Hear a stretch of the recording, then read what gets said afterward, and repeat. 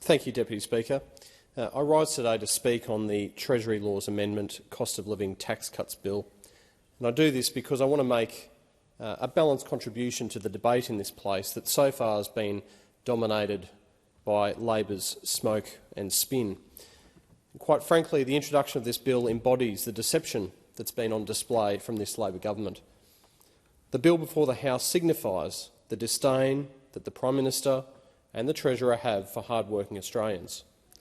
The Labor leadership campaigned on integrity and transparency in 2022, and yet here we are. The Prime Minister has broken his promise again. The Prime Minister has looked Australians in the eye and knowingly and repeatedly misled them.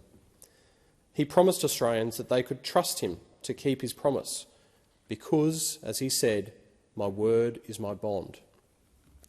If the Prime Minister can mislead Australians so blatantly, how can anyone believe anything he says ever again?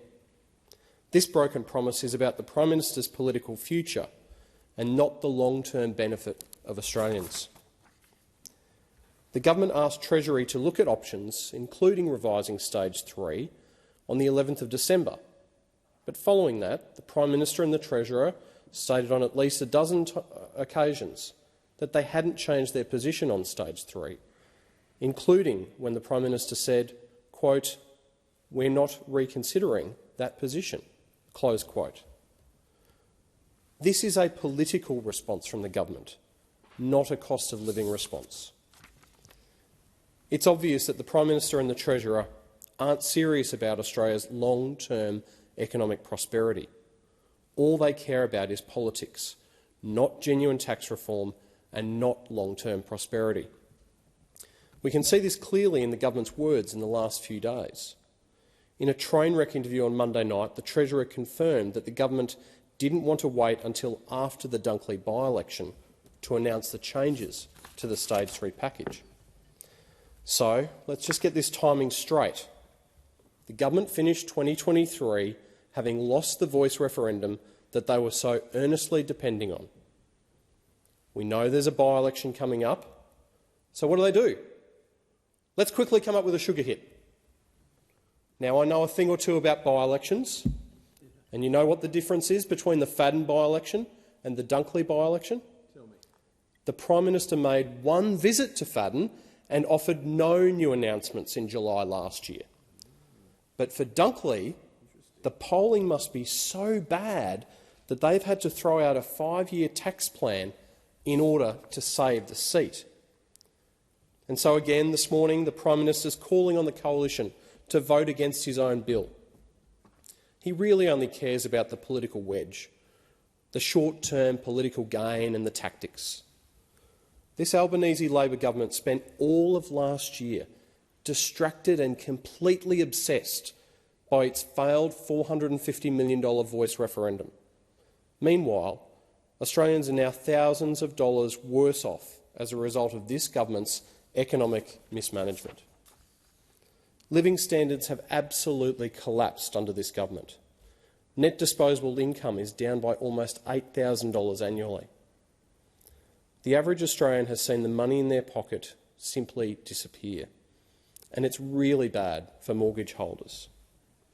While Australians have spent the last 18 months crying out for help, it's apparently only occurred to the Prime Minister and the Treasurer over summer that Australians are in a cost of living crisis. The Coalition's position, as it always will be, we are committed to lower, simpler and fairer taxes. That's why ultimately we're not going to oppose the reduction in the 19-cent rate down to 16 cents, but we remain committed to fighting bracket creep and to supporting aspiration, because strong leaders keep their promises even when it's hard.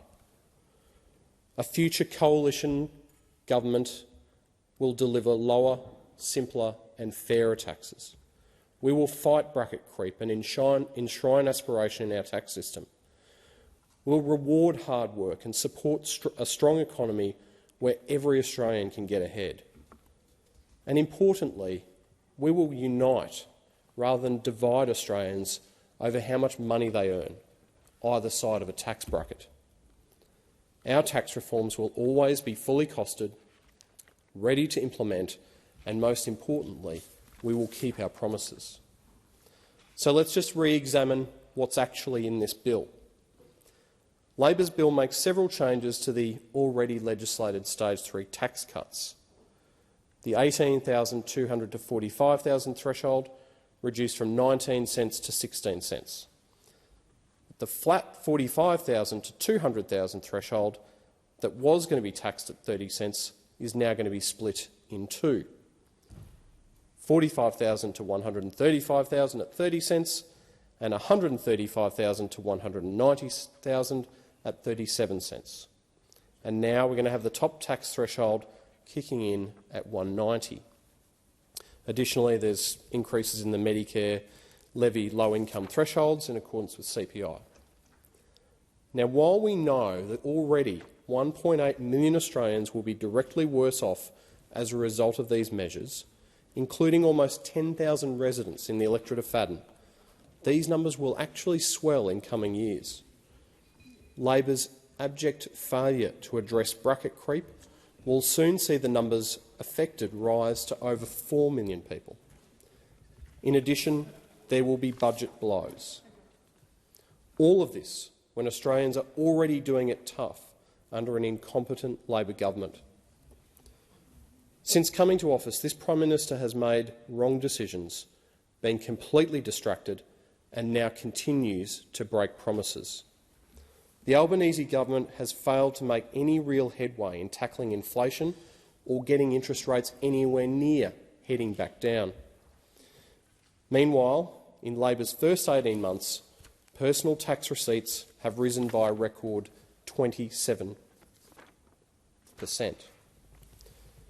Headline inflation remains more than 1.6% above the midpoint of the RBA's target band, but most concerningly, it's food, housing, insurance, health and education costs, all of which are growing much faster than the headline inflation rate. Core inflation measures remain higher than the headline rate, and the domestic inflation is a remarkable 5.4%. So out of these tax cuts, an earner on the average $80,000 wage would receive just another $804 more under Labor's new policy, or $15.46 a week, less than 1% of their annual wage, and returns just 10 cents in every dollar for what they've lost due to cost of living pressures in Labor's first 18 months in office. Labor's broken promise entrenches bracket creep in our tax system and increases taxes by $28 billion on more than 4 million Australians. And what we actually have is a growing list of broken promises. Before the election, the Prime Minister promised a $275 reduction in energy prices, no changes to super taxes, an increase in real wages, no changes to franking credits, cheaper mortgages and no changes to the Stage 3 tax cuts. The Prime Minister has broken every single one of these promises. So what's next? The Prime Minister misled Australians and he's broken his promise. The consequence is that Australians quite simply cannot trust a single word that the Prime Minister now says. Australians cannot have confidence that the Prime Minister won't break more promises, and they're wondering what's next. At the same time the Prime Minister promised he wouldn't touch the Stage 3 tax cuts, he promised not to change negative gearing and taxes on the family home. But are these just going to be the next broken promises? If the Prime Minister and Treasurer are happy to promise on more than 100 occasions to keep Stage 3 and then do what they've done here, what is it that they won't touch?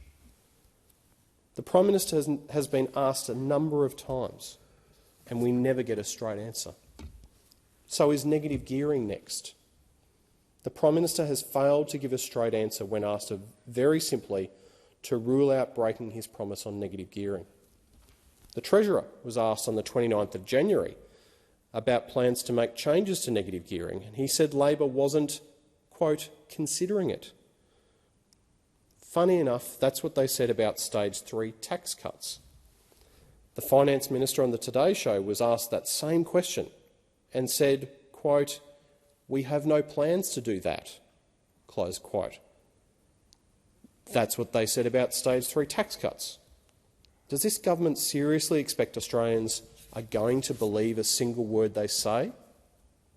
Now, I just want to come back to the bracket creep issue, because the phone calls I've been receiving to my office, people that I know that I'll bump into the street, actually are sick and tired of the way that their salaries are being characterised by this government.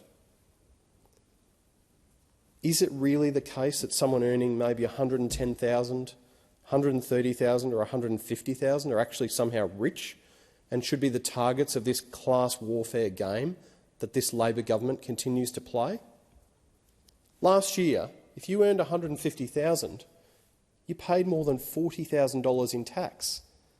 If you earned $50,000, you paid $6,000. Now, the people that have been calling me are the ones that are earning that $110,000, $120,000, $130,000, $150,000.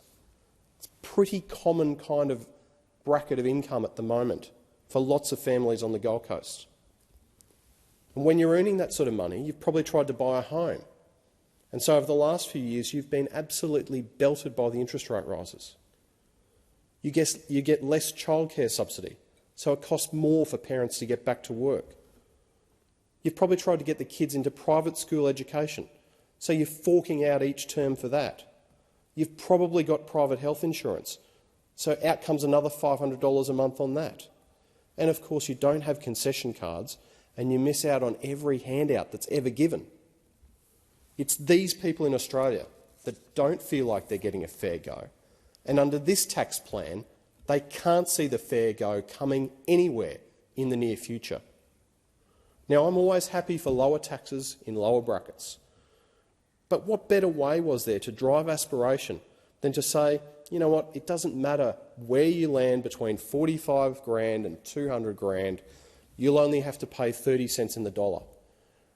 That gives a pretty broad range that the Treasurer himself has said was a good way to deal with bracket creep, one of the options. But he hasn't taken that option. This government is intent on just the sugar hit, the quick political fix that is losing the opportunity for long-term reform that will lead to Australians being aspirational. What a wasted opportunity to reform the tax system. So again, this will deliver $15 in 137 days' time. The problem for this government is that the bitterness of the broken promise will last long after the sugar hit is forgotten.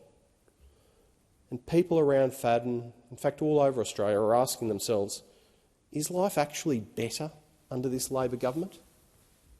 18 months ago, things changed and they were supposed to change for the better, but they're not. Cost of living pressures are biting Australian families and they don't see a way out. What they really need to be cautious about is this, that this Labor government has thrown them in a hole and then waited 18 months to try and give them a hand out of that hole. And Australians are rightly suspicious of this Prime Minister and of this Labor government.